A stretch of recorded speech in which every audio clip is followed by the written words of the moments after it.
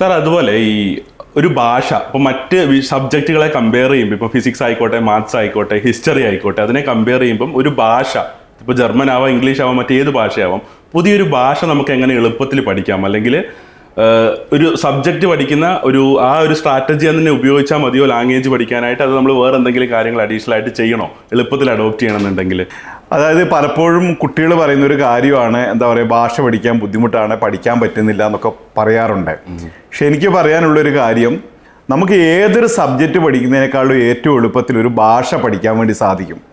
കാരണം നമുക്കൊരു സബ്ജക്റ്റ് പഠിക്കും, ഉദാഹരണത്തിന് നമ്മളിപ്പോൾ എഞ്ചിനീയറിംഗ് പഠിക്കുന്നു, ഫിസിക്സ്, കെമിസ്ട്രി, മാത്തമാറ്റിക്സ് ഇതൊക്കെ പഠിക്കുന്നു എന്ന് വിചാരിക്കുക, അല്ലെ അക്കൗണ്ടൻസി പഠിക്കുന്നു എന്ന് വിചാരിക്കുക. അത് പഠിക്കാനായിട്ട് നമുക്കൊരു ബേസിക് ഇൻ്റലിജൻസ് ആവശ്യമുണ്ട്. നമുക്ക് എന്താണെന്ന് പറയുക, അതിൻ്റെ ബേസിക്കായുള്ള തിയറംസ് കാര്യങ്ങൾ അല്ലെങ്കിൽ ആ കാര്യങ്ങളൊക്കെ അറിയാതെ നമുക്ക് അടുത്ത ലെവലിലേക്ക് പഠിക്കാൻ വേണ്ടി സാധിക്കില്ല. ഭാഷ എന്ന് പറയുന്നത് ഏതൊരാൾക്കും പഠിക്കാൻ പറ്റുന്നൊരു കാര്യമാണ്. വിദ്യാഭ്യാസം ഉള്ളവനും പഠിക്കാം, വിദ്യാഭ്യാസം ഇല്ലാത്തവർക്കും പഠിക്കാം, ഇൻ്റലിജൻസ് ഉള്ളവർക്കും ഇൻ്റലിജൻസ് ഇല്ലാത്തവർക്കും ആവറേജ് ആയിട്ടുള്ള സ്റ്റുഡൻസിനും ഭാഷ പഠിക്കാൻ വേണ്ടി സാധിക്കും. കാരണം ഭാഷ എന്ന് പറയുന്നത് നമ്മൾ പ്രാക്ടീസിൽ കൂടി മനസ്സിലാക്കാൻ പറ്റുന്നൊരു കാര്യമാണ്. ഇപ്പോൾ ഉദാഹരണത്തിന് പറയുകയാണെങ്കിൽ, നമ്മുടെ ഏറ്റവും ചെറിയ പ്രായത്തിൽ നമ്മൾ സ്കൂളിൽ പോകുമ്പോഴേക്കും നമ്മൾ മലയാളം ഫ്ലുവൻ്റ് ആയിട്ട് സംസാരിക്കാൻ പഠിച്ചിട്ടാണ് നമ്മൾ സ്കൂളിലേക്ക് പോകുന്നത്. അതുപോലെ തന്നെ നമുക്ക് ഒരു 60 വയസ്സ് പ്രായമുള്ള ഒരാളാണെന്ന്, അല്ലെങ്കിൽ 65 വയസ്സ് പ്രായമുള്ള ഒരാളെ നമ്മൾ ഡൽഹിയിൽ കൊണ്ടുപോയി താമസിപ്പിച്ചാൽ 6 മാസം അവരോട് താമസിച്ചാൽ ആരും പഠിപ്പിക്കാതെ തന്നെ അവർക്ക് ഹിന്ദി പഠിക്കാൻ വേണ്ടി സാധിക്കും. അപ്പോൾ ഭാഷ പഠിക്കുക എന്ന് പറയുന്നത് പ്രാക്ടീസ് ചെയ്യുന്നതിൽ കൂടി ഏതൊരാൾക്കും സ്വായത്തമാക്കാൻ കഴിയുന്ന ഒരു കഴിവാണ്. അതേ സമയത്ത് ഒരു സബ്ജക്റ്റ് പഠിക്കുക എന്ന് പറയുന്നതിന് വേറെ ഒരുപാട് കാര്യങ്ങൾ ആവശ്യമുണ്ട്. ഓരോരുത്തരുടെ ലേണിംഗ് കപ്പാസിറ്റി, ലേണിംഗ് ലെവല്, അവരുടെ ഇൻ്റലിജൻസ്, അബ്സോർവ് ചെയ്യാനുള്ള കഴിവ്, ഇതിനെല്ലാം ബേസ് ചെയ്തിട്ടാണ് ഒരു സബ്ജക്റ്റ് പഠിക്കാൻ വേണ്ടി സാധിക്കുന്നത്. അപ്പം എന്നെ കേൾക്കുന്ന സ്റ്റുഡൻസിനോട് എനിക്ക് പറയാനുള്ളത്, നിങ്ങളുടെ പഠനത്തിൽ ഏറ്റവും എളുപ്പമുള്ള പഠനമാണ് ഭാഷാ പഠനം എന്ന് പറയുന്നത്. അതിൽ തന്നെ ജർമ്മൻ ലാംഗ്വേജ് ആണ് ഏറ്റവും എളുപ്പത്തിൽ നിങ്ങൾക്ക് പഠിക്കാൻ വേണ്ടി സാധിക്കുന്നത്. അതായത് നിങ്ങൾ ഹിന്ദി പഠിക്കാനും അല്ലെങ്കിൽ അതേപോലെ തന്നെ നിങ്ങളെ തമിഴ് പഠിക്കാനും കന്നഡ പഠിക്കാനും വേറെ ഏത് ഭാഷ പഠിക്കുന്നതിനേക്കാൾ എളുപ്പത്തിൽ നിങ്ങൾക്ക് ജർമ്മൻ ഭാഷ പഠിക്കാൻ വേണ്ടി സാധിക്കും. കാരണം ജർമ്മൻ ഭാഷയുടെ ആൽഫബറ്റ്സ് ഇംഗ്ലീഷ് ഭാഷയുടെ ആൽഫബറ്റ്സ് ആണ്. ഇംഗ്ലീഷ് ഭാഷയോട് ബന്ധമുള്ള ഭാഷയാണ് ജർമ്മൻ ഭാഷ. അത് നിങ്ങൾക്ക് എളുപ്പത്തിൽ പഠിക്കാൻ വേണ്ടി സാധിക്കും. നിങ്ങൾ ഏതൊരു സബ്ജക്റ്റ് പഠിക്കുന്നതിനേക്കാളും എളുപ്പത്തിൽ നിങ്ങൾക്ക് ഭാഷ പഠിക്കുവാൻ വേണ്ടി സാധിക്കും. ഭാഷ പഠിക്കാൻ നിങ്ങളുടെ ഇൻ്റലിജൻസിൻ്റെ ആവശ്യമില്ല, ബുദ്ധിവൈഭവത്തിൻ്റെ ആവശ്യമില്ല, അതുപോലെ തന്നെ നിങ്ങൾ ഒരുപാട് കഷ്ടപ്പെട്ട് പഠിക്കേണ്ട ആവശ്യവുമില്ല. അതിലേക്ക് ഇറങ്ങിച്ചെല്ലാനും അത് പ്രാക്ടീസ് ചെയ്യാനും തയ്യാറുള്ള ഏതൊരാൾക്കും വളരെ ചുരുങ്ങിയ സമയം കൊണ്ട് ഭാഷ പഠിക്കാൻ വേണ്ടി സാധിക്കും. അതുപോലെ എന്തെങ്കിലും ടിപ്സ് ഉണ്ട് ഇപ്പം എളുപ്പത്തിൽ പഠിക്കാനായിട്ട് ജർമ്മൻ ഭാഷ പോലത്തെ ഒരു foreign language, especially German language പഠിക്കാൻ ആഗ്രഹിക്കുന്ന ഒരാൾക്ക് എന്തെങ്കിലും ടിപ്സോ അങ്ങനെ എന്തെങ്കിലും പറഞ്ഞു കൊടുക്കാനുണ്ടോ? ബേസിക് ടിപ്സ് എന്ന് പറയുന്നത്, നമ്മുടെ ബേസ് കറക്റ്റ് ആക്കുക. നമ്മൾ A1 മുതൽ സ്റ്റാർട്ടിങ് മുതൽ പഠിക്കുന്ന സമയത്ത് ബേസ് പഠിക്കുന്ന സമയത്ത് നമ്മൾ പ്രോപ്പറായിട്ട് പഠിക്കുക എന്നുള്ളതാണ് ഡെഫിനറ്റ്ലി ഒരു ഫസ്റ്റ് ടിപ്പായിട്ട് പറയാൻ പറ്റുന്നത്. ഇപ്പോൾ നമ്മൾ തുടക്കത്തിലുള്ള ഗ്രാമർ ആണെങ്കിലും അല്ലെങ്കിൽ നമ്മുടെ ഒരു ബേസിക് വൊക്കാബുലറി അങ്ങനെയുള്ള കാര്യങ്ങളൊക്കെയാണ് സ്റ്റാർട്ടിങ് മുതൽ. ഇപ്പം നമുക്കുള്ളൊരു ടെൻഡൻസിയാണ് എക്സാമിന് തലേന്ന് പഠിക്കുക. നമ്മുടെ ഇവിടുത്തെ നാട്ടിലുള്ളവർ, ഇവൻ ഞാനും അങ്ങനെ ചെയ്തതാണ്, എക്സാമിന് തലേന്ന് പഠിക്കുക എന്നുള്ളത്. പക്ഷേ ഒരു ലാംഗ്വേജ് പഠിക്കുന്ന സമയത്ത് നമുക്കത് ഒരിക്കലും പോസിബിൾ അല്ല. സ്റ്റാർട്ടിങ് ഫ്രം day 1 നമ്മൾ എന്താണോ ഇന്ന് പഠിപ്പിക്കുന്നത് അത് ഇന്ന് പഠിച്ചു പോവുക എന്നുള്ളതാണ്. അത് പഠിക്കുക അഗൈൻ അതൊരു ഭയങ്കര ബൈ ഹാർട്ടായിട്ട് നമ്മളിപ്പം സാറ് പറഞ്ഞ പോലെ തന്നെ ഡിഫറെൻറ്റ് സബ്ജക്ട്സ് പഠിക്കുന്ന പോലെയൊന്നും അല്ല. നമ്മളൊരു ലാംഗ്വേജ് പഠിക്കുക എന്ന് പറയുന്നത് മേ ബി ഒരു പുതിയൊരു കാര്യം പഠിപ്പിക്കുകയാണെങ്കിൽ ഇന്നെന്താണോ പഠിപ്പിക്കുന്നത് അത് പ്രാക്ടിക്കലി അപ്ലൈ ചെയ്ത് ഇന്നങ്ങ് നമ്മളത് ക്ലിയർ ചെയ്ത് പോവുക. നമ്മൾ ഒരിക്കലും ഒരു ബാക്ക്ലോഗ്സ് വെച്ച് കഴിഞ്ഞാൽ പിന്നെ നമുക്കത് ഡിഫിക്കൽട്ടായിട്ട് വരും. അപ്പം എന്താണോ പഠിപ്പിക്കുന്നത് സ്റ്റാർട്ടിങ് തന്നെ ഒരു ബേസ് ബിൽഡ് ചെയ്യുക എന്നുള്ളതാണ് ഡെഫിനറ്റ്ലി ഫസ്റ്റ് തിങ്. പിന്നെ അഗൈൻ വൊക്കാബുലറിയും ഗ്രാമറും ഇമ്പോർട്ടൻ്റ് ആണ്.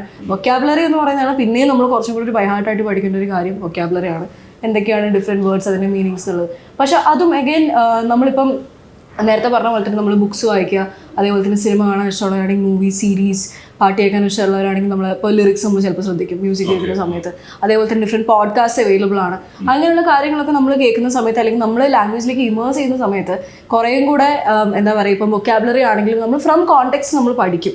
ഇപ്പം ഇംഗ്ലീഷ് ഭാഷ എന്ന് പറയുന്നത് നമ്മൾ ഒരിക്കലും നമുക്കിപ്പോൾ അറിയുന്ന ഇംഗ്ലീഷ് നമ്മൾ ഓരോ വേർഡും പെറുക്കി പഠിച്ചിട്ടല്ല നമുക്കിന്ന് മീനിങ്സ് അറിയുന്നത്. നമ്മളിപ്പോൾ ഡിഫറെൻറ്റ് രീതിയിൽ നമ്മളെ ലാംഗ്വേജ് കൊണ്ട് എക്സ്പോസ്ഡ് ആവുന്ന സമയത്ത് നമ്മൾ ഫ്രം കോണ്ടെക്സ്റ്റ് ആണെങ്കിലും ഇനി ആരെങ്കിലും പറഞ്ഞു തന്നിട്ടാണെങ്കിലും നമ്മൾ പഠിക്കുന്നുണ്ട് ഓരോന്നിൻ്റെ മീനിങ് എന്താണെന്നുള്ളതും ഡിഫറെൻറ്റ് രീതിയിൽ നമ്മൾ പഠിക്കുന്നുണ്ട്. അപ്പോൾ അങ്ങനെ വൊക്കാബുലറി ഒക്കെ പഠിക്കാൻ ഇമേഴ്ഷൻ തന്നെയാണ് ബെസ്റ്റ് ആയിട്ടുള്ള ഒരു വഴി. കുറച്ചൊക്കെ നമ്മൾ ഡെഫിനറ്റ്ലി എഫേർട്ട് ഇട്ട് പഠിക്കണം. എഫേർട്ട് ഇല്ലാതെ എന്തായാലും പഠിക്കാൻ പറ്റുന്നില്ല. അപ്പോൾ അങ്ങനെയുള്ള കാര്യങ്ങൾ എഫേർട്ട് ഇട്ട് തന്നെ പഠിക്കുക. പിന്നുള്ളത് ഗ്രാമർ എന്നുള്ളതാണ്. ഗ്രാമറൊക്കെ നമുക്ക് പിന്നുള്ളൊരു കാര്യം ആസ് സ്റ്റുഡൻസ്, ഇപ്പോൾ ഞാനും ചെയ്യുന്നൊരു കാര്യം ഡൗട്ട് ചോദിക്കാൻ ഭയങ്കര മടിയാണ്. എന്തെങ്കിലും മനസ്സിലായില്ലെങ്കിൽ വേണ്ട ഞാൻ പിന്നെ നോക്കിക്കോളാം എന്ന് വെച്ചാൽ നമുക്ക് ടീച്ചേഴ്സിനോട് ചോദിക്കാൻ ഭയങ്കര മടിയാണ്. പക്ഷേ ഗ്രാമറൊക്കെ അങ്ങനെയുള്ള കോൺസെപ്റ്റ്സ് പഠിക്കുന്ന സമയത്ത് എന്തെങ്കിലും മനസ്സിലായെങ്കിൽ അപ്പോൾ ചോദിക്കുക. ഡെഫിനറ്റ്ലി ഇപ്പോൾ നമ്മുടെ ഇവിടെ ആണെങ്കിൽ ടീച്ചേഴ്സ് അത്രയും ഹെൽപ്ഫുൾ ആണ്. നമ്മൾ ഒരു ടീച്ചറല്ല 2 ടീച്ചേഴ്സാണ് നമ്മുടെ ക്ലാസ്സിൽ നമുക്ക് അവൈലബിൾ ആയിട്ടുള്ളത്. ഒരു സീനിയർ ഫാക്കൽറ്റി ആൻഡ് ഒരു ജൂനിയർ ഫാക്കൽറ്റി ആണ്. അപ്പോൾ ഇനി നമുക്ക് മെയിൻ ടീച്ചറോട് ചോദിക്കാൻ കുറച്ച് പേടിയാണെന്നുണ്ടെങ്കിലും എന്താ പറയുക, നമുക്ക് ജൂനിയർ ഫാക്കൽറ്റി അവൈലബിൾ ആണ്. അവരോട് ചോദിക്കാം. നമുക്ക് കുറച്ചും കൂടെ കംഫർട്ടബിൾ ആയിട്ട് ചോദിക്കാൻ പറ്റുന്ന ഫാക്കൽറ്റി അവൈലബിൾ ആണ്. അപ്പം മനസ്സിലാവാത്ത കാര്യങ്ങളുണ്ടെങ്കിൽ അന്ന് തന്നെ ചോദിക്കുക, അന്ന് തന്നെ പഠിക്കുക. ഗ്രാമറും അങ്ങനത്തെ കാര്യങ്ങളൊക്കെ പെട്ടെന്ന് ക്ലിയർ ചെയ്ത് പോവുക. അതാണ്. പിന്നെ നമ്മൾ A1 A2 ഒക്കെ എത്തിക്കഴിയുമ്പോൾ പിന്നെ സ്റ്റുഡൻസ് വരുത്തുന്നൊരു ചെറിയൊരു മിസ്റ്റേക്ക് എന്താണെന്ന് വെച്ചാൽ A1 A2 നമ്മൾ പഠിച്ച് എത്തിക്കഴിയുമ്പം ഓക്കെ കുഴപ്പമില്ല, എനിക്ക് പഠിക്കാൻ പറ്റുന്നുണ്ട്, സിമ്പിൾ ആണെന്ന് വിചാരിച്ചിട്ട് B1 എത്തുമ്പോൾ കുഴപ്പം. ആ ഒരു ടെൻഡൻസി നമ്മൾ ഒഴിവാക്കണം. B1 എത്തുന്ന സമയത്താണെങ്കിൽ നമ്മൾ ലാംഗ്വേജ് പഠിച്ചുകൊണ്ടിരിക്കും. B1 എന്ന് പറയുന്നത് കുറച്ചും കൂടി അഡ്വാൻസ്ഡ് ആണ്. ഇന്റർമീഡിയറ്റ് ലെവലാണ് B1 എന്ന് പറയുന്നത്. അപ്പം B1 എത്തുമ്പോൾ നമ്മൾ A1 ആൻഡ് A2 പഠിച്ചാൽ ഇത് മതി, ഇത്ര മതി എന്നുള്ള ആ ഒരു മൈൻഡ് സെറ്റിൽ ഒരിക്കലും ഇരിക്കരുത്. നമ്മൾ പഠിച്ചുകൊണ്ട് തന്നെ ഇരിക്കണം. B1 എത്തുമ്പോഴാണെങ്കിൽ നമ്മൾ ഡെയിലി ഉള്ള എഫേർട്ട് നമ്മൾ ഇടണം. ഡെയിലി പഠിപ്പിക്കുന്ന കാര്യങ്ങൾ ഡെയിലി തന്നെ നമ്മൾ പഠിച്ചു പോകണം. അങ്ങനെയുള്ള പല കാര്യങ്ങളും വരുന്നുണ്ട്. അപ്പം അങ്ങനെയാണെങ്കിലും B1 ആൻഡ് B2 പഠിക്കുന്ന സമയത്താണെങ്കിലും അങ്ങനെയുള്ള കാര്യങ്ങൾ ശ്രദ്ധിക്കുക. എങ്കിലും സ്റ്റുഡൻസ് വരുത്തുന്ന ഇപ്പം നമ്മുടെ ഒരു കൾച്ചറാണ് എക്സാമിൻ്റെ തലേന്ന് പഠിക്കുക എന്നുള്ളത്. അതെപ്പോഴും നമ്മളതൊരു കോൺഷ്യസ് എഫേർട്ട് ഇട്ട് കഴിഞ്ഞാൽ തന്നെ അത് മാറാൻ നമുക്ക് സാധിക്കുള്ളൂ. അപ്പം B1 ഒക്കെ എത്തുമ്പോഴും സ്റ്റുഡൻസ് പ്രത്യേകമായിട്ട് നോട്ടീസ് ചെയ്യേണ്ടതെന്ന് വെച്ചാൽ B1 എത്തുമ്പം B2-ലല്ലേ എക്സാം എഴുതുന്നത്, B2 എത്തുമ്പോൾ പഠിക്കാം. ആ ഒരു മെൻറ്റാലിറ്റി ഒരിക്കലും നടക്കില്ല. നമ്മൾ B1 ആണെങ്കിലും ഏത് ലെവലാണെങ്കിലും പഠിപ്പിക്കുന്ന കാര്യങ്ങൾ അപ്പോൾ ക്ലിയർ ചെയ്ത് പോവുക. പിന്നെ അല്ലാതുള്ള കാര്യങ്ങൾ യൂസ് ചെയ്യും. ഇപ്പോൾ ഈ പറഞ്ഞ പോലെ തന്നെ നേരത്തെ അജിത്ത് പറഞ്ഞ എക്സാമ്പിളാണ്, ഫുട്ബോൾ ഇഷ്ടമാണ്, അത് ഫോളോ ചെയ്യുന്നുണ്ടല്ലോ.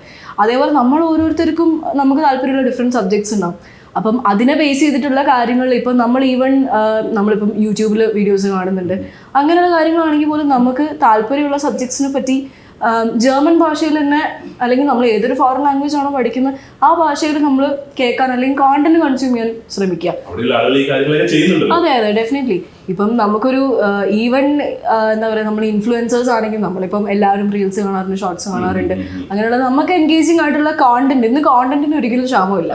അപ്പം നമുക്ക് താല്പര്യമുള്ള കാര്യങ്ങൾ നമ്മൾ പഠിക്കാൻ ശ്രമിക്കുന്ന ആ ഭാഷയിലും കൂടെ നമ്മൾ കൺസ്യൂം ചെയ്യുക എന്നുള്ളത് അതൊരു പാസീവ് ലേണിംഗ് നമ്മൾ പറയും. നമ്മൾ ആക്റ്റീവ് ലേണിംഗ് എന്ന് പറയുന്നത് ക്ലാസ്സിലിരുന്ന് പഠിക്കുന്നത്, നമ്മുടെ ടീച്ചേഴ്സ് ലെക്ചർ ചെയ്യുന്നത് നമ്മൾ കേൾക്കുന്നത്. പക്ഷെ പാസീവ് ലേണിംഗ് എന്ന് പറയുമ്പോൾ നമ്മൾ തന്നെ അറിയാതെ നമ്മളൊരു കാര്യം പഠിക്കുകയാണ്. അപ്പം അങ്ങനെയുള്ള മെത്തേഡ്സ് ഒക്കെ യൂസ് ചെയ്യുക. അതൊക്കെയാണ് കുറച്ചും കൂടി ലാംഗ്വേജ് പഠിക്കുമ്പം എഫിഷ്യൻ്റ് ആയിട്ട് നമുക്ക് ചെയ്യാൻ പറ്റുന്ന കാര്യങ്ങൾ. ഇതിനോട് ബന്ധപ്പെട്ട എനിക്ക് പറയാനുള്ളൊരു കാര്യം, അതായത് എൻ്റെ എക്സ്പീരിയൻസാണ് ഞാൻ പറയുന്നത്. ഇപ്പം എനിക്ക് വായിക്കാൻ ഇഷ്ടമുള്ള ഒരാളാണ്. ഓക്കെ. പക്ഷെ എനിക്ക് ഹിസ്റ്ററി കുറെ കൂടി ഇഷ്ടമാണ്. ഇപ്പം ഹിസ്റ്ററിയിലുള്ള ബുക്കുകൾ വായിക്കുകയാണെങ്കിൽ ഞാനൊരു ഒരു ബുക്കൊക്കെ അടുപ്പിച്ച് വായിച്ച് തീർക്കാനായിട്ട് ഇൻട്രസ്റ്റ് ആണ്. ഇപ്പം സെക്കൻഡ് വേൾഡ് വാർ അല്ലെങ്കിൽ വേറെ രാജ്യത്തിൻ്റെ കഥകളെ അവിടെ എങ്ങനെയാണ് ഡെവലപ്പ് ചെയ്ത് വന്നത്, ഇങ്ങനെയൊക്കെയുള്ള ഹിസ്റ്റോറിക് ആയിട്ടുള്ള കാര്യങ്ങളോട് എനിക്ക് ഭയങ്കര ഇൻട്രസ്റ്റ് ഉണ്ട്. അപ്പം നമ്മൾ ഭാഷ പഠിക്കുന്നതായിട്ട് ഇതിനെ കണക്ട് ചെയ്ത് നമ്മൾ നോക്കുകയാണെങ്കിൽ ഒരാൾക്ക് അവനവന് ഇഷ്ടമുള്ള കാര്യങ്ങൾ ചെയ്തുകൊണ്ട് ഭാഷ പഠിക്കാൻ വേണ്ടി പറ്റും.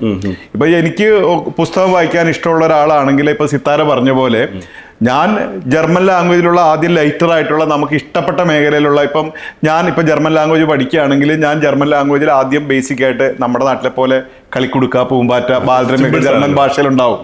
അപ്പോൾ അതാദ്യം വായിച്ച് മനസ്സിലാക്കുക. പിന്നെ എൻ്റെ ഇഷ്ടപ്പെട്ട മേഖലയായിട്ടുള്ള ഹിസ്റ്ററിയിലേക്ക് ഞാൻ തിരിയുക. ജർമ്മൻ ഭാഷയിൽ ഹിസ്റ്ററിയിലുള്ള ബുക്കുകൾ വായിച്ച് അതിനോട് ഇൻട്രസ്റ്റ് ഉണ്ടാകുമ്പോൾ നമുക്ക് അങ്ങനെ ഡെവലപ്പ് ചെയ്യാൻ വേണ്ടി പറ്റും. അതായത് നമുക്കിഷ്ടമുള്ള കാര്യം ചെയ്തുകൊണ്ടൊരു ഭാഷ പഠിക്കാൻ വേണ്ടി പറ്റും. ഇപ്പം അജിത്തിന് സ്പോർട്സ്, ജർമ്മൻ ഫുട്ബോൾ ഇഷ്ടമാണെന്ന് പറയാം. അപ്പം നമ്മൾക്ക് അത് ഇഷ്ടമാണെങ്കിൽ കണ്ടിന്യൂസ്ലി ജർമ്മൻ മീഡിയത്തിൽ അല്ലെങ്കിൽ ആ ജർമ്മൻ ഭാഷയിലെ ഫുട്ബോളിൻ്റെ കമൻട്രി കേൾക്കുക, അതിനെപ്പറ്റിയുള്ള ആർട്ടിക്കിൾ വായിക്കുക, കേൾക്കുക, അല്ലെങ്കിൽ അതിൻ്റെ വീഡിയോ കാണുക. ഇതൊക്കെ ചെയ്തുകൊണ്ട് നമുക്ക് ഭാഷയിലേക്ക് പോകാൻ വേണ്ടി പറ്റും. ഇപ്പോൾ ഒരാൾക്ക് ഇപ്പോൾ ഡാൻസാണ് ഇഷ്ടമെങ്കിൽ ഡാൻസുമായിട്ട് റിലേറ്റഡ് ആയിട്ടുള്ള ജർമ്മൻ്റെ കാര്യങ്ങളൊക്കെ മനസ്സിലാക്കാൻ വേണ്ടി ശ്രമിക്കുക. ജർമ്മൻ ഭാഷയിൽ ഇത് വായിക്കുക. പാചകം ഇഷ്ടമുള്ളവർ അങ്ങനെ ചെയ്യാം, മ്യൂസിക് ഇഷ്ടമുള്ളവർ അത് ചെയ്യുക. ഇപ്പോൾ സിനിമ ഇഷ്ടമുള്ള ഒരുപാട് ആളുകളുണ്ടാവും. ജർമ്മൻ ഭാഷയിലുള്ള സിനിമകൾ കണ്ടുകൊണ്ട് നമുക്ക് ഭാഷ പഠിക്കാം.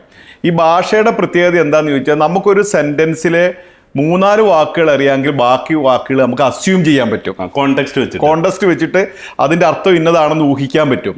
ആ ഊഹിക്കുന്ന പല സ്ഥലങ്ങളിൽ മാറി മാറി വരുമ്പോഴത്തേനും നമുക്ക് ആ വാക്ക് പഠിക്കാൻ വേണ്ടി പറ്റും. ആരും പഠിപ്പിക്കാതെ തന്നെ, നമ്മൾ അറിയാതെ നമ്മുടെ ഉള്ളിലേക്ക് ആ വാക്കിൻ്റെ അർത്ഥം, ആ വൊക്കാബുലറി നമുക്ക് ഉള്ളിലേക്ക് വരും. അപ്പം കണ്ടിന്യൂസ് ആയിട്ട് ഈ ഭാഷേനെ പ്രാക്ടീസ് ചെയ്യുന്ന ഒരാൾക്ക് നമുക്ക് എന്താ പറയുക, വിട്ടുപോയ വാചകങ്ങൾ പൂരിപ്പിക്കുക എന്ന് പറഞ്ഞാൽ അറിയാത്ത വാക്കുകൾ അറിയാവുന്ന വാക്കിൻ്റെ ഇടയിലുണ്ടെങ്കിൽ നമുക്കത് സ്വാഭാവികമായിട്ട് നമുക്ക് പഠിക്കാൻ വേണ്ടി പറ്റും. അപ്പോൾ ഒരു ഭാഷ പഠിക്കാൻ വരുന്ന ഒരാളെ സംബന്ധിച്ചിടത്തോളം അവർക്ക് ഇഷ്ടമുള്ള കാര്യങ്ങൾ ചെയ്തുകൊണ്ട് ഭാഷ പഠിക്കാൻ വേണ്ടി പറ്റും. നമ്മുടെ മറ്റ് സബ്ജക്റ്റുകളിൽ അത് പറ്റത്തില്ല. ഇപ്പം മാത്തമാറ്റിക്സ് ഒരാൾക്ക് ബോറിംഗ് ആണെന്ന് വിചാരിക്കുക. ബോറിംഗ് ആയിട്ടുള്ള ഒരാൾ മാത്തമാറ്റിക്സ് പഠിക്കുകയാണെങ്കിൽ അയാൾക്ക് അയാളുടെ എൻ്റെ ലൈഫിൽ മാത്തമാറ്റിക്സ് ബോറിംഗ് ആയിട്ടേ പഠിക്കാൻ വേണ്ടി സാധിക്കും. വേറെ ഓപ്ഷൻ ഇല്ല. അപ്പോൾ ഭാഷയ്ക്ക് നമ്മുടെ ഇഷ്ടമുള്ള കാര്യങ്ങളുമായിട്ട് കണക്ട് ചെയ്ത് നമുക്ക് ഭാഷ പഠിക്കാനായിട്ട് വിദ്യാർത്ഥികൾ റെഡിയാകുകയാണെങ്കിൽ വളരെ വേഗം പഠിക്കാൻ വേണ്ടി സാധിക്കും. EduFlair, education driven by passion.